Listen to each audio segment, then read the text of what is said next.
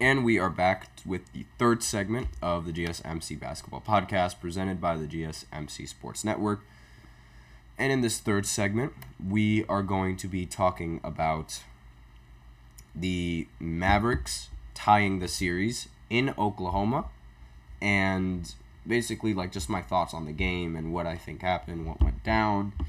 And I'm very surprised of the outcome of this game. Again, my picks from yesterday, they've all been wrong, completely wrong, and it's really unfortunate that they were wrong.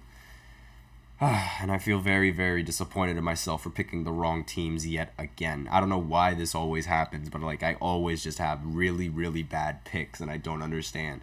So right now the series is tied against the Mavericks and OKC. The Mavs won 119 to 110. Excuse me. And the game was close. Like throughout the entirety of the game was close. And excuse me. But the Mavericks, they were sort of able to win out. They were able to win in every single quarter except for the fourth. They outscored the Thunder in every single quarter except the fourth, and they only got outscored by 1 point against the Thunder. Now, looking at the box scores, the Luka Doncic, he ended the game with 29 points, 9 rebounds, and 7 assists, and PJ Washington, of all people, ended the game with 29 and 11. I was not expecting this game from PJ Washington. That's why I said of all people. I'm not saying that he's a bad player. I just did not expect him to play this well in this game. That's all.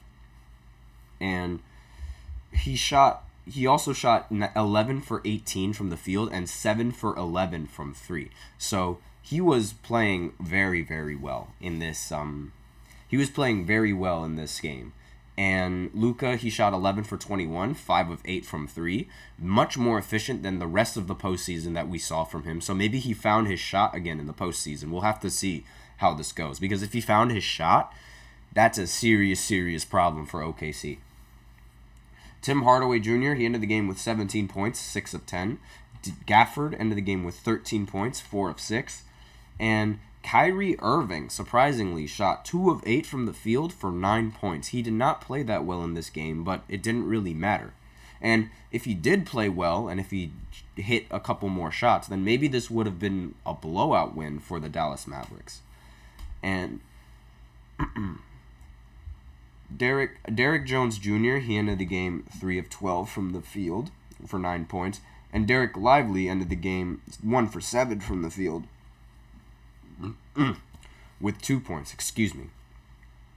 So, but regardless of those lackluster performances, it didn't really matter because the Thunder ended up losing. Shai ended the game with 33 and 12 rebounds and 8 assists, so 33 points. And obviously, this is nothing new for Shai. We're accustomed to seeing him play these kinds of games. We're accustomed to seeing him score as many points as he does consistently, and him and Jalen Williams were basically the only scorers for this Thunder team, and that is not enough when you're going up against the Dallas Mavericks. You need a lot of scoring, and you need these players to be much more efficient. And Jalen Williams, he ended the game with 20 points, and he shot 7 of 17 from the field. Shai shot 13 of 24 from the field. And the rest of the players on the Thunder, they all made exactly 3 shots.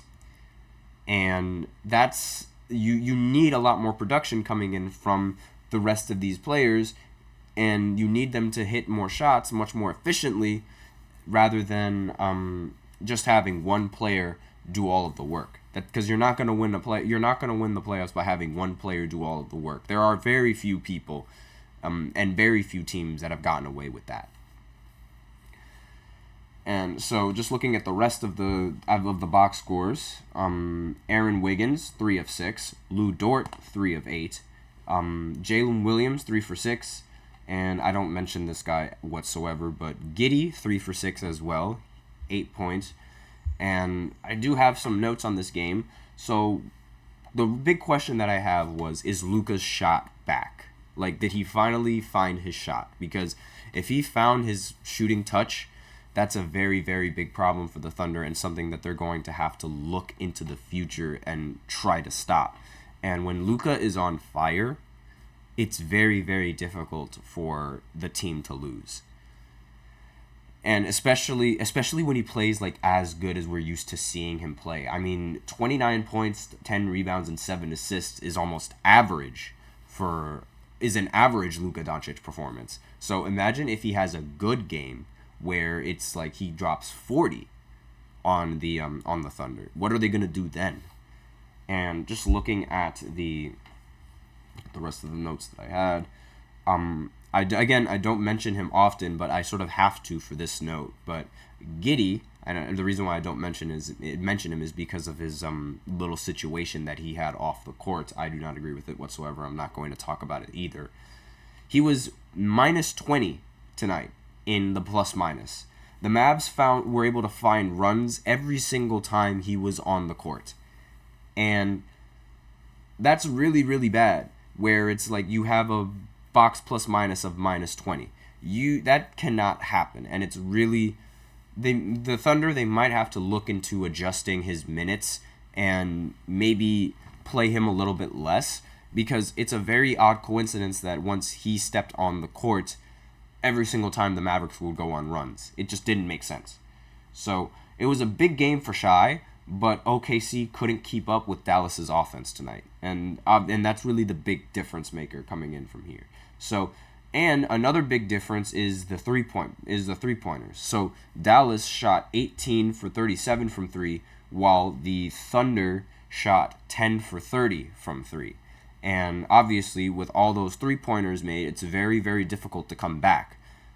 And that's honestly what's going to make this series difficult for OKC, being able to keep up with three-point barrages, because Shai is, for as talented as he is not known for his three-point shot.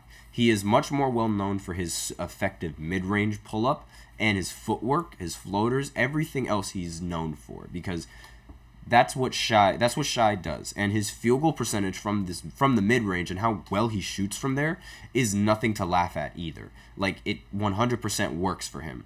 And really, like, that's both seen as like really good, like being able to hit the mid-range and all those kinds of shots efficiently, but it's also seen as really bad, because what if you miss those mid-ranges? And with the amount of three-pointers that he doesn't take, it would seem like it would hurt the team a little bit more, because imagine, let's just say theoretically, both teams were on fire.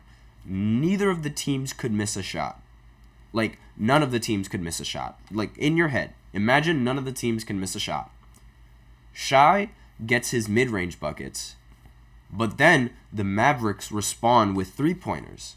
And then Shai keeps responding with mid-ranges, because that's what he does. And then they respond with threes, wash, rinse, repeat. Obviously, the Mavericks are going to come out on top because they are scoring more points by taking more three-pointers. Meanwhile, Shai is busy taking the mid-ranges, which is not really giving them the edge that they need to make comebacks or to keep the game rather close. Like, again, it's just hypothetical that both teams don't miss, because, like, that's just never going to happen, to the point where that's literally never going to happen, that where both teams don't end up missing, because that's like it's a really difficult task, especially in the postseason. So it was all hypothetical on whether or not they would, hit every shot, or whether they don't hit every shot.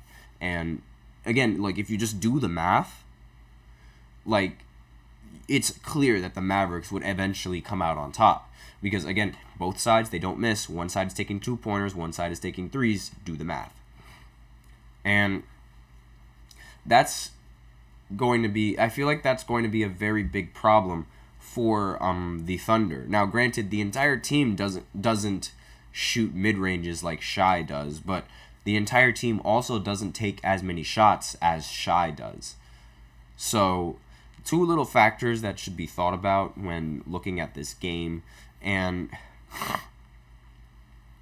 again, like, I thoroughly did not expect the results of this game. I thought that the Thunder were going to go up 2-0 in this series, but turns out now the series is both tied. They're stuck in that similar situation with the Boston Celtics, where now they're tied and they have to go and play 2 away games and expect to, like, maybe win out those away games, because if they don't win those away games, then they're putting themselves in a 3-1 hole. And 3-1 is a very, very difficult deficit to come back from. I know it's been done before, but you do not want to put your team in a 3-1 disadvantage, like, at all. So this is not really, the direction that this is going is not really good, and it could spell bad news for both teams involved, both the Thunder and the Boston Celtics. And with that in mind, it's like they just let themselves fall victim to this trap. Like, you absolutely have to win the home games that you have. You absolutely have to win the home games that you have, and not let the away team gain any kind of advantage in the postseason, because the minute they gain some kind of advantage, it's over. And you cannot allow that whatsoever. So those are my thoughts on that game, and like where the series could really project to, because like there is a very huge possibility that the Mavs end up going up 3-1 in this series, because again, this Mavs team is very, very good, and they won without Kyrie playing like how everyone's used to seeing Kyrie play. And we just have to wait and see how the series goes. But if Kyrie plays like as well as we're used to seeing him play, then it might be a serious problem for OKC, because again, like, this team, like, they're really, really good, and they have much more experience, especially Kyrie. He has much more experience in the postseason than anybody right now, and the Mavs team as a whole, they also have much more experience than this Thunder team. And I feel like, honestly, anyone that's been in the playoffs has a little bit more of an advantage against the Thunder, simply because they've been in that situation before, and they were able to handle that, and they're able to handle the kind of pressure. So that's basically all I have for this third segment. So now I will go ahead and go into the fourth segment, where I talk about Glenn Davis getting arrested for NBA insurance fraud. And I'll explain all of that in the fourth segment and go into detail about that after this short break.